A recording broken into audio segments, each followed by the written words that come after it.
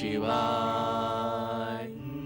ओम नमः शिवाय। ओम नमः शिवाय। ओम नमः शिवाय। दोनों पति पत्नी तपस्या कर रहे हैं, फल भी दुगुना प्राप्त होगा।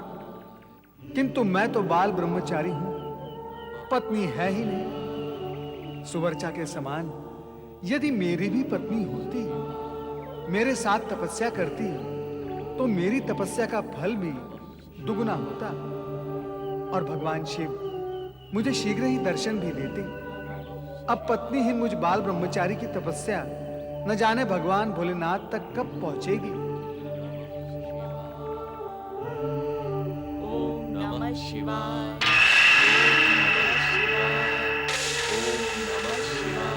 महर्षि दधीचि एवं देवी सुवर्चा, आंखें खोलो।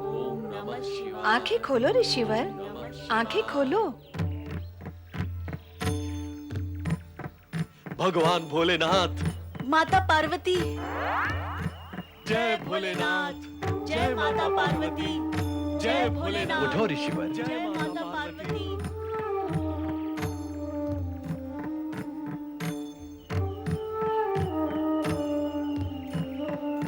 अपनी मनोकामना कहो ऋषिवर। हे त्रिकालदर्शी, सर्वव्यापक, सर्वज्ञ, आप मेरे मन और मनोकामना दोनों से परिचित हैं। आपके मंगल दर्शन प्राप्त होने के पश्चात अब कौन सी कामना शेष रह जाती है देवेश्वर?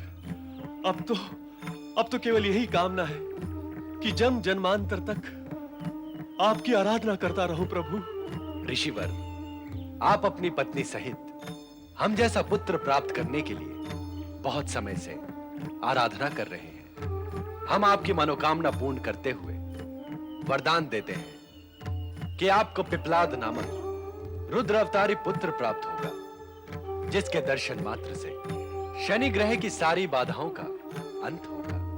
आपके दर्शन और वरदान पाकर हम धन्य हुए देवाधिदेव। और महर्षि दधीचि, आपने जन्म जन्मांतर तक हमारी आराधना करते रहने का निश्चय व्यक्त किया है और अपने तन को तप से तपाया है। इसलिए हम आपकी अस्थियों को वज्र के समान अटूट बन जाने का भी वरदान देते हैं। आपके वरदानों से हमारा जीवन सफल हो गया प्रभु, हम धन्य हो गए। भोलेनाथ, माता पार्वती, आपका एक और भक्त आपके दर्शन प्राप्ति के लिए तपस्या कर रहा है। कृपया आप उसे भी आशीर्वाद दें, कृपया दृष्टि डालें उस पर। नारद, हम यहाँ दर्शन देने नहीं, वरदान देने आए हैं। इसलिए हम तुम्हें भी बिन मांगे ही कामना पूर्ति का वरदान देते हैं। नारद, अब से कुछ ही समय पूर्व तुमने मन ही मन ये कामना की थी कि यदि तुम्हारी भी पत्नी होती और तुम्हारे साथ तपस्या करती, तो तुम्हारी तपस्या का ताप भी द्विगुना हो जाता। तो क्या हुआ भोलेनाथ? हुआ नहीं, होगा। क्या? हम तुम्हें वरदान देते हैं कि तुम्हें शीघ्र ही एक निष्ठावान धर्म पत्नी प्राप्त होगी। मैं बाल ब्रह्मचारी हूँ प्रभु, मुझे नहीं चाहिए आपका विचित्र और विनाशकारी वरदान। आप हंस रही हैं? भोलेनाथ, आप अपना ये वरदान वापस ले लें। देख रहे हैं ना आप, मेरी जग हंसाई आरंभ हो चुकी है। एक बार दिया हुआ वरदान वापस नहीं लिया जाता नारद। अब तो तुम्हें गृहस्थ जीवन का आनंद भोगना ही होगा। तुम्हारा कल्याण हो। और हाँ नारद, अगली बार कैलाश पर अकेले नहीं आना। आओ तो अपनी धर्मपत्नी को साथ लेकर ही आना। नारायण नारायण के द्विगुणे उच्चारण से कैलाश भी गूंज उठेगा। आप भी माता, माता आप भी।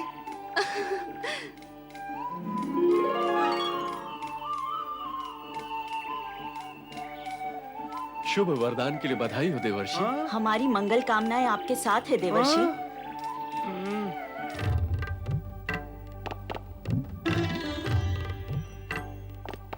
स्वामी, आपने बाल ब्रह्मचारी नारद को गृहस्थ जीवन का विचित्र वरदान क्यों दे दिया? वरदान हमने दिया नहीं देवी, उन्होंने लिया है। अर्थात? नारद के मन में बैठे विचार एवं विकार से कामना उत्पन्न हुई और कामना से वरदान। ब्रह्मा जी की भी यही इच्छा थी कि अपने बाल ब्रह्मचारी होने पर अभिमान करने वाले नारद को एक बार गृहस्थ धर्म का अनुभव होना ही चाहिए। ऐं ह्रीं क्लीं चामुण्डायै जय स्वाहा। ऐं ह्रीं क्लीं चामुण्डायै जय स्वाहा। ऐं ह्रीं क्लीं चामुण्डायै जय स्वाहा। ऐं ह्रीं क्लीं चामुण्डायै। त्वष्टा ऋषि के शक्ति यज्ञ से एक नया घटना चक्र आरंभ होगा। त्वष्टा ऋषि के यज्ञ का प्रतिदान तो तुम्हें उसे देना ही था। ऐं ह्रीं क्लीं चामुण्डायै विच्चे या चाम्बा मधुकैटभ प्रमथनी या नमाहिषोन्मूलिनी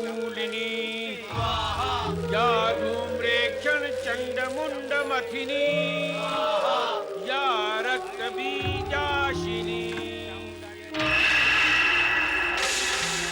शक्तिः शुम्भ निशुम्भ दैत्य दलिनी या सिद्ध लक्ष्मीः परा या देवी नवकोटि शक्ति सहिता मां पातु विश्वेश्वरी। मेरे परम भक्त ऋषि त्वष्टा, माता, माता शक्ति, जगत जननी माता शक्ति की जय। मैं तुम्हारी शक्ति उपासना से प्रसन्न हुई। अपनी कामना पूर्ति का वरदान मांगो। माता, दर्शन देकर आपने मुझे कृतार्थ किया है। आपकी कृपा अपरंपार है। माता, यदि आप मुझसे प्रसन्न हैं, तो मुझे वरदान दें कि मैं इच्छित सिद्धि प्राप्त करके यज्ञ द्वारा अद्भुत चमत्कारों की सृष्टि कर सकूं। मैं जिसे चाहूं या किसे उत्पन्न कर सकूं और उसे अतुल शक्ति प्रदान कर सकूं। माता, मैं तुम्हें इच्छित वरदान अवश्य दूंगी ऋषि त्वष्टा, किंतु सावधान, इसका दुरुपयोग कदापि ना करना। तथास्तु।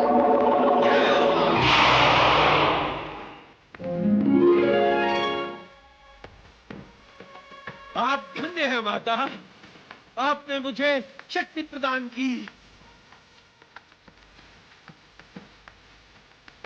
अब मैं आपके वरदान के प्रताप से वो कर दिखाऊंगा जो आज तक किसी शक्ति उपासक ने नहीं किया होगा। सर्व स्वरूपे सर्वेशे सर्वशक्ति समन्विते जय हो मां।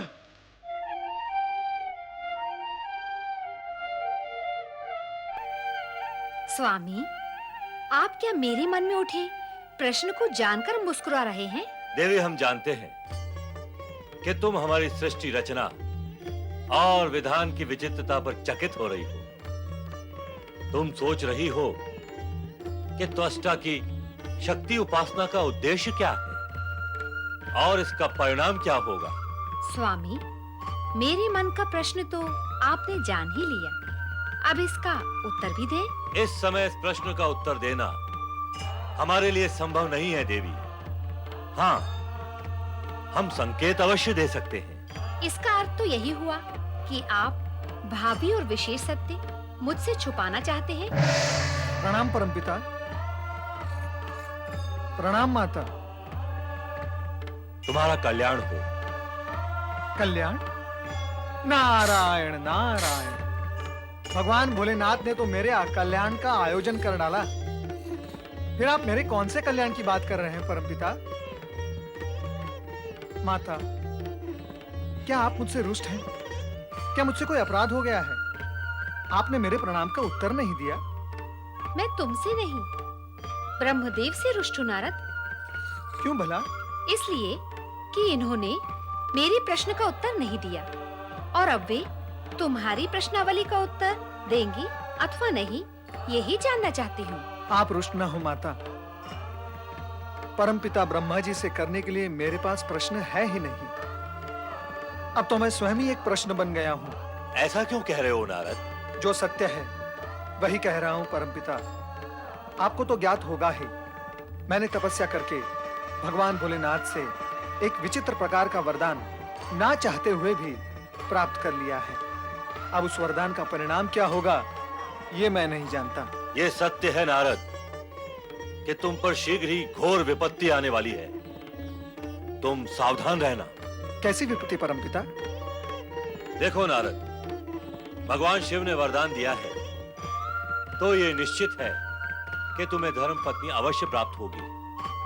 तुम इससे बच नहीं सकते, इसलिए मानसिक रूप से इसके लिए तैयार हो जाओ। विधि को टालना तो विधाता के भी वश में नहीं है। जो होगा सहन करूंगा। किंतु क्या कुछ प्रश्न करना चाहते हो? हाँ नारद, प्रश्न करने ही तो आए हैं और आपको उसका उत्तर देना है। प्रश्न नहीं, सूचना है माता। परमपिता, अचानक मेरी भेंट मेरे बाल सखा और भांजे तथा आपके नाती पर्वत से हो गई। वो आपका परम भक्त है, वो आपके नाम की धुन जगाता ही रहता है। ये तो हुई सूचना। अब कहो कि इस सूचना पर आधारित प्रश्न क्या है? यही कि आप अपने ऐसे परम भक्त को दर्शन क्यों नहीं देते, उसे ब्रह्मलोक में आने की स्थिति प्रदान क्यों नहीं करते? दर्शन और सिद्धि भक्तों और साधकों को प्राप्त होती है, और ये पर्वत न तो भक्त है और न ही साधक। किंतु परमपिता, वो तो मेरे जैसा रूप धारण करके सदा ही ब्रह्मदेवाय नमः जाप करता है। ढोंगी है वो, नाटक और आडंबर करता है, केवल बाहरी रूप संवार रखा है पर भीतर से शून्य है। दिखावा करके भ्रमित करना चाहता है सभी को। उसका मन तुम्हारी भांति भक्ति भावना में निष्ठापूर्वक रमा हुआ नहीं है नारद। वो तुम जैसा बनना चाहता अवश्य है, किंतु कभी बन नहीं पाएगा। उससे कहो कि ब्रह्मा विष्णु और महेश को प्रसन्न करने का और वरदान प्राप्त करने का विचार त्याग दे। जैसी प्रभु की इच्छा। परमपिता, अब मुझे आज्ञा दें। देवी, नारद के विषय में कुछ प्रश्न करना चाहती हो? नहीं, मुझे किसी के विषय में कुछ भी नहीं पूछना है। मुझे भी इतनी सिद्धि तो प्राप्त है कि इच्छा होने पर मैं सब कुछ जान लूं। जय जय ब्रह्मदेव, जय जय ब्रह्मदेव। नारायण नारायण नारायण, भजमन नारायण नारायण नारायण। जय जय ब्रह्मदेव, जय जय ब्रह्मदेव, जय जय नारायण नारायण। नारद, मित्र नारद, मैं तुम्हारी ही खोज में भटक रहा था। चले आओ, चले आओ। कोई लाभ नहीं, कोई लाभ नहीं। मुझे खोजने का मित्र पर्वत सब व्यर्थ हो गया। क्या कह रहे हो मित्र नारद? मैं ये कह रहा हूँ कि तुम ब्रह्मा विष्णु महेश को प्रसन्न करने का विचार त्याग दो। मैं अभी अभी परमपिता ब्रह्मा जी से मिलकर आ रहा हूँ। क्या कहा ब्रह्मदेव ने? उन्होंने तुम्हारे संदर्भ में जो कुछ कहा, क्या तुम सुन पाओगे? हाँ हाँ, कहो तो। विचार कर लो मित्र पर्वत, क्या तुम सुन सकोगे? कहोगे तो सुन भी लूंगा। नारायण नारायण। तो सुनो पर्वत, परमपिता ब्रह्मा जी ने यह कहा है कि पर्वत ढोंगी, आडंबरी और नाटकीय है। वो जो नहीं है वो होने का दिखावा करता है। उसके मन में सच्ची भक्ति और आस्था भी नहीं है। उसे ब्रह्मा विष्णु और महेश को प्रसन्न करके उनके दर्शन करने का विचार त्याग देना चाहिए।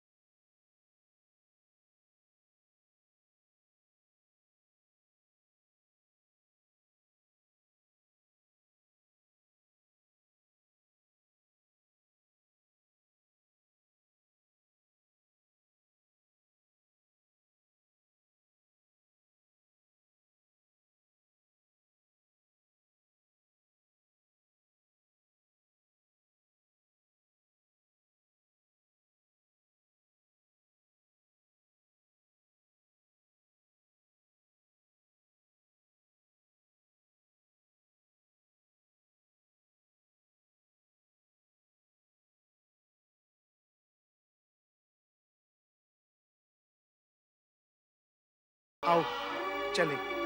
नारायण नारायण।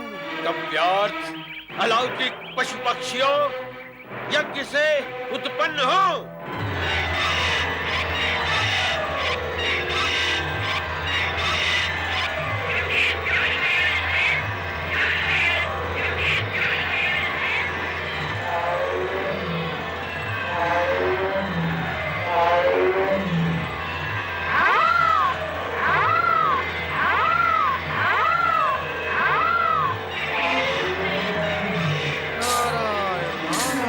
जय जय ब्रह्मदेव। नारायण नारायण। जय जय ब्रह्मदेव।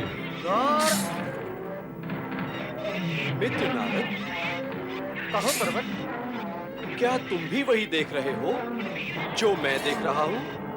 मैं भी यही प्रश्न तुमसे पूछने वाला था। मैं तो ये कब से देख रहा हूँ। मां जगदम्बे का वरदान फलित हुआ।